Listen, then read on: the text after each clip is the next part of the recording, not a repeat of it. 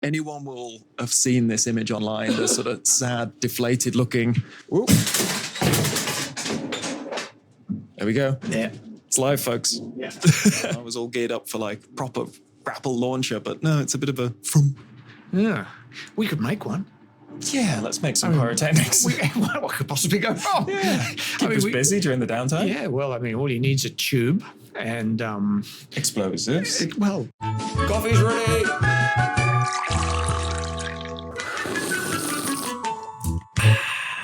Right, yes, so here we are, bouncing around on the Tangaroa. And our little fish lab. Fish lab, yeah, kind of cool, really. I mean, you don't have to go very far to find anything. No, and it usually lands on you if you need it anyway. Yes. If you're wondering where it is, just look down. It'll be at your feet somewhere. Sloshing around in here. We're currently being pounded by 4 to 7 metre southerly punch-up for the last 48 hours. So it's given us a little bit of free time, but we're all feeling a bit ropey. Yeah. It's supposed to be coffee with Andrew, but we're on opposite swings. You need a cup. I know. I need a coffee just as you need to go to bed. Such is life. But anyway, yeah. But we wanted to talk about a deep sea legend, which is the famous Mr. Blobby. Yeah. So anyone will have seen this image online, the sort of sad, deflated looking. Whoop. There we go. Yeah. It's live, folks. Yeah.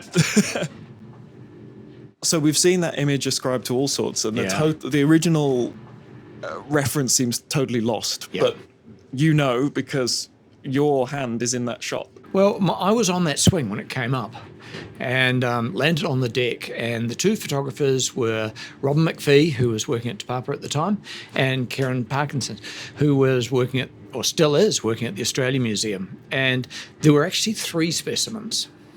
And this sad, deflated, gelatinous-looking thing with a sort of Eeyorian face. And I said to the Robin and Karen, you guys have got to photograph this face on. And Karen did, but she's never received the credit. Every man and his dog has received the credit for that photo. I've seen it ascribed to Greenpeace. Yep. I've seen it ascribed to after the tsunami. There was lots of people saying that it had washed up with the tsunami. All our photographs that were put up on the website were all pillaged. And, look at these freaky fish that washed up after the Boxing Day tsunami. And I was getting told this at meetings where I was giving talks. And I was going, no, it's not. You see that hand holding the fang tooth. The wedding ring is on the right hand. That's my hand. I wear my wedding ring on my right hand. And you see that label in that photograph there, the initials at the bottom, AS, those are my initials.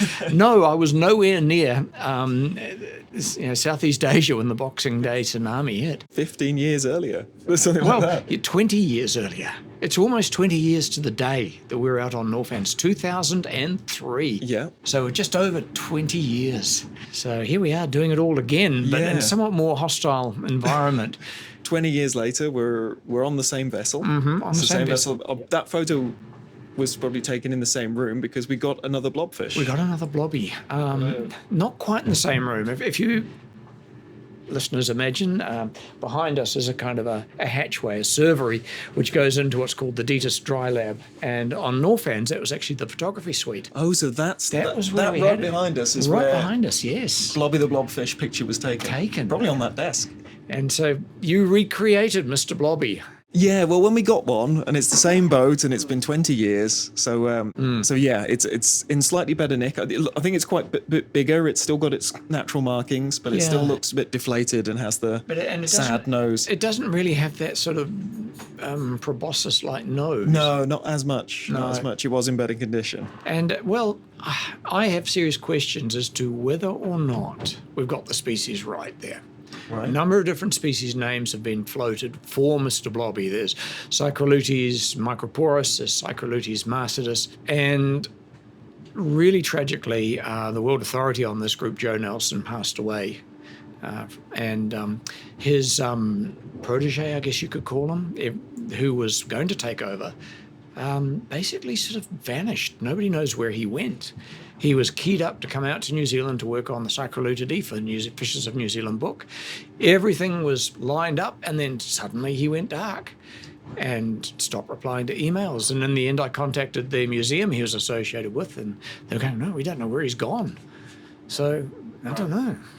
Really mysterious. It's sad because we got a new fish in the genus Ebinania, and I was going to suggest that we write that up and describe it as new and name it after Joe in honour of all his work on blobfishes over the years. But it's one of these enduring mysteries. Where did he go? Another one on the to-do list. It is. There's more to do than that. As I sort of go off my shift at Te Papa, maybe, and you're coming on to you're coming on to Need your at least shift. another 10 years out of you. Well, yeah. Did you want to think about it? Think about it. Come on, Tom. Think about it. We've got enough to do after this trip. Promise me you'll think about it. You want to describe something which is so amorphous that you've got no landmarks that you can get reliable measurements off. Trying to describe jelly. Yeah, you X-ray it and there's no calcification. I think that's a pterygophore for a fin ray.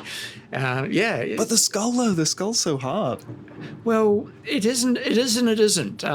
Joe used to hemisect back the skin and stain the skull, and you see the bones are actually very, very thin and fragile, but they're rugose and crenulated, so they get their strength from being folded, not from just being sheer mass of calcium, which is kind of cool, really. Yeah. Because it's weird to feel that soft flesh and then a really quite firm skull underneath. Most of the deep sea stuff, at least the ones I mess with, the skull is soft as well. Yeah. Well, what was interesting is during the previous work program that was done in the Fishes team with Vincent Zinton, he actually got film footage of a blobfish swimming along. And you'd think these things would be sitting on the bottom, swimming in short hops. But no, this was off the seabed and sort of sculling itself along like it was rowing a pair of oars with its great big pectoral fins. And it appeared to be neutrally buoyant. So the reduction in skeletal mass, the jelly, the gelatinous flesh is all moving towards perhaps a neutral buoyancy. Yeah. So it's just kind of cool when you think about it. But unfortunately makes for a bad photo in air. Yes, everything sags. You pin the fins out, and you've got to digitally crop all the skin that sort of oozes out on the downhill side on the photo desk, and it just looks bizarre. It hangs like, I don't know. I'm sure any of our listeners will know that the blobfish does not look like that in its natural environment. No, supported by the water. Yes, so they are kind of cool though. They are cool. You wouldn't think that they're actually scorpaeniforms. No. There you go. It was good to be reunited. Yes. Yeah, 20 years down the line. Yes. Another Mr. Blobby. Another Mr. Blobby, and this one, although it didn't have the proboscis, had a I believe a copepod parasite. Yeah, there's a wound on the head. Buried into its head. Ugh. And this thing has disappeared and left a kind of ulcerated sore. These things seem to have it rough. Yeah, there's been a few parasites coming up I don't like the look of. Yeah.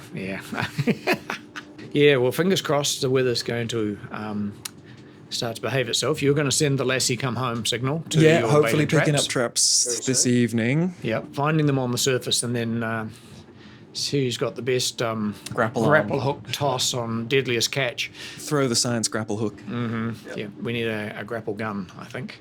Oh, they're pretty underwhelming. Are they? Yeah, not as good as someone's arm. Yeah, oh, that's a bit of a shame. Yeah. I would have thought, why work harder, work smarter? The Americans like them, and I was all geared up for like proper grapple launcher, but no, it's a bit of a from. Yeah, we could make one.